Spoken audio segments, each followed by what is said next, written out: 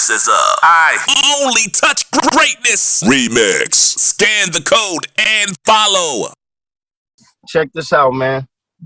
My name is Richie Rich, man. I'm from the Bay Area, man, specifically from deep East Oakland. You know what I'm talking about?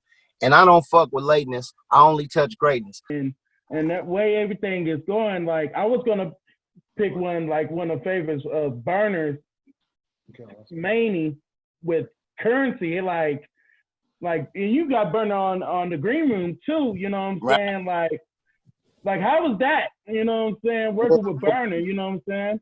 Well, Berner is one of my old school partners from the city, and Berner been at it for a long time, man. He deserves everything he got, man. That boy built himself an empire with the cookie shit and all that. But Berner been putting in work a long time, bro. And Berner, he hit me on Instagram, and he DM'd me, or he might have texted me, and he was like, Rich, I'd love to get you on this Currency record. And I was like, oh, fuck yeah, you know, because, you know, Currency that's that guy right there. Yeah, you know? the guy, yeah. Currency guy, plus Currency, like for me, I felt it was a good look because Currency's fan base is more of a hip-hop based fan base where my shit is more like a gangster rap fan base. But anybody who listened to 415, you know, 415 was classified as gangster hip-hop. So when Berner offered me that shot at the record, I said, man, send me the music. So he sent me the music, and I went in my home studio. I put a verse together, and I remember calling him, because I always do this. When people want me to feature on something, I'll write the verse, and I'll call him on the phone. I'll be like, I'm going to spit it. Tell me what you think. So I spit it for him, and he was like, man, that shit fire. Lay it. So I laid it, and shit, next thing you know, we was on and cracking. You feel me? Right, that was heater too, because I remember you was on another one too with Berner, because I seen a lot of with Berner, but the one that got my eye was Maney, and the one with Die Young with the Jack of RP. I won't be able to hear. Hey, my man got me some audio out. And my man looking out for me, man. He brought me some audio around this motherfucker. Okay, let me turn this down. Hey, not everybody's doing a interview from the Tupac bike. Yeah, hey, you know what? Y'all got it. Hey, y'all got an exclusive, bro. So this interview, your fans will see. It's a video interview. Yeah. Right. Let's give them a dose, man, so they can see. Got to, especially for the Tupac heads. So basically, man, for the fans, for all you pretty motherfucking bitches out there, no, I can't get over there. Y'all might as well come out here and see me. So look, we're gonna start here. These are the gauges. And I don't know if you can read, but they say Machiavelli, man. Machiavelli, yes, sir. Machiavelli, and they got the cross in the gauges. This bike will show you how much I love that boy, man. Like, I got a picture of him right here. That's on the gas tank.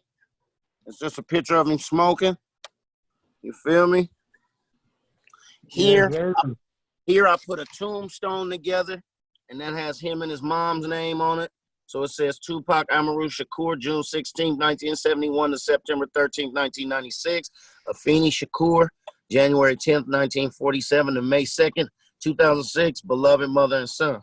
Then you pull back, and you can get a full look at the monster. This bike is called Machiavelli. I built it for my guy. A lot of my paintwork is ghosted in, so you probably can't see that it says Machiavelli up there, but then I got another picture of him here on the front fender. This is a motherfucking 2008 Harley Davidson Road Glide. It's sporting a 30-inch front wheel. Back here, we got another mural of him with the joint. Yeah. That's my favorite picture of Pop. Right. My favorite was the one with him like this. I always loved that one. Then here we spin around. We got the straight jacket shot. Hang on your phone. There. It just said, yeah, here we got the straight jacket shot. Yeah, from Vibe. You feel me? Yeah. Yes, sir. So the bike is letting you know that I am Tupac. People be like, you not Tupac. I said, I didn't say I'm Tupac. Motorcycle is telling you it is Tupac. You feel me? If you look close, it's got like music notes ghosted in. Holy, look at this. You feel me? And it's got roses, because Pac was the rose that grew from concrete. Yeah. Concrete, yes, sir. And then over here, it's got this mural of him, West Coaster. Oh So, yeah. Another favorite one. Yeah. Yeah, so I built this for the homie, man. When he passed away, I wanted to do something to keep him alive. And like I told Vlad, a lot of people, when he passed away, used to ask me about interviews, and I never did any interviews, man. I never did nothing, to make his legacy give me no light. I always made it about him. And I turned a lot of interviews and I turned a lot of shit down. But when I built this bike, I feel like this motorcycle, no matter where I take it, it's gonna keep him alive. It's gonna keep him lit. You're gonna keep him. And this motherfucker cost me about $140,000 to build. So what I like to say to people is, Tupac was my friend, bro. He wasn't just no dude that was a rapper that I went and featured and did some songs with. That wasn't our thing. He was my friend. I met him in Oakland. I sold him some weed, and we've been cool ever since. So, and his mom was like my mom. Shout out his sister, Seshua. Shout out Mo Preem. All the cats that was really close to Pac.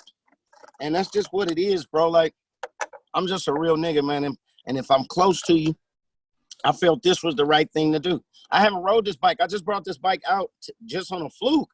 I was sitting at the house and I was like, let me start the bike up. I haven't even rode this motorcycle probably in a year, maybe 2 years. So I rode over to my homeboy house so we can come over here and talk some shit, have a drink. And shit, man, this motherfucker rode good too. Pac happy to be out.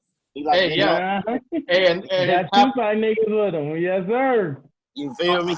And our podcast is called our podcast is called I Only Touch Greatness for a reason for you. So for you to be on that bike right now is for a reason. Hey, bro, let me tell you something. I've never done an interview on this bike. People have seen this bike on my Instagram. People have seen it in person. No one has ever seen it on film. Like, I haven't done any interviews with it. Like I said, this shit happened on a fluke. I was sitting at the house, and I had forgot that I was even doing this interview, bro, because right now I'm juggling a lot of balls right now. I'm fucking with the cannabis brand. I got a coffee brand that I'm doing. And something just put me on the bike. And then as soon as I got off of it, I pulled my phone out of my pocket. And I told my boy, I said, oh, shit, I'm supposed to be doing this podcast. So like you said, it must be meant for y'all to get the Machiavelli on y'all show. You feel me? Yes, sir. Hey, yes, sir. Sure. Hey, one of my friends told me that Tupac wrote you in prison. Yeah, yep, he did write me. He wrote me a bunch of times, but one of the most, like, the letter about him telling me he was thinking about going to sign the death row, and he was asking me, he said, what do you think? And I told him, I don't think you should sign the death row. I was like, you got your own shit popping, and then he was like, well, this nigga talking about coming to get me out of jail.